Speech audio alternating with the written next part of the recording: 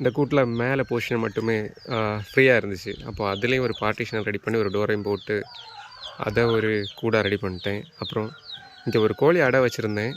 இப்போது ஒரு 6-7 கூடு வெளியே சும்மாவே இருக்குது. சும்மானா கோழி போகிற கூடு இருந்தாலும் இந்த அடைக்கோழி பக்கத்தில் தான் வந்து முட்டை போடுது.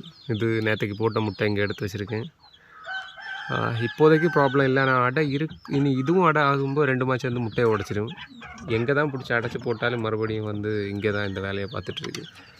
அப்புறம் இது அந்த சண்டைக்கோழியோட சிக்ஸ். மொத்தமாகவே 4 தான் வந்துச்சு. அதில் 1 காலி ஆயிடுச்சு.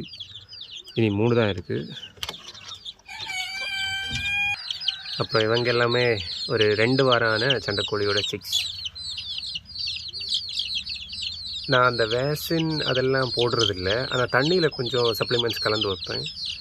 என்னென்னா இதுதான் வாரத்தில் 3 நாள் இது கொடுப்பேன். அதுக்கப்புறம் அந்த பின்னாடி இருக்கிற அந்த பாட்டிலில் இருக்குது. அப்புறம் அது அளவுன்னா 1 லிட்டருக்கு 5 ml சொன்னாங்க. நான் எனக்கு கால்குலேஷன் எல்லாம் கிடையாது. எனக்கு ஒரு போதும் அப்படின்னு தோன்ற அளவுக்கு மிக்ஸ் பண்ணி வச்சுருவேன். ஆனால் இது நல்ல இம்ப்ரூவ்மெண்ட் இருக்குது. ஏன்னா கோழி குஞ்சுக்கு முடியெல்லாம் வர்ற டைமில் அதுக்கு நிறைய ப்ரோட்டீன்ஸ் தேவைப்படும். அப்போ இது கொடுத்தோன்னா, இந்த சப்ளிமெண்ட் கொடுத்தோம் அப்படின்னா அந்த டைமில் இறந்து போகிறதெல்லாம் அவாய்ட் பண்ணலாம். இது வரைக்கும் எனக்கு ஒர்க் ஆகுற மாதிரி தான் இருக்குது.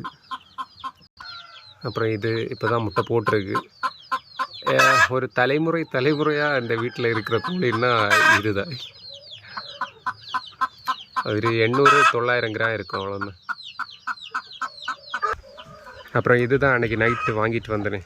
5 குஞ்சு எல்லாமே நல்லா தான் இருக்குது. ஒன்றங்க உட்காந்துருக்கு.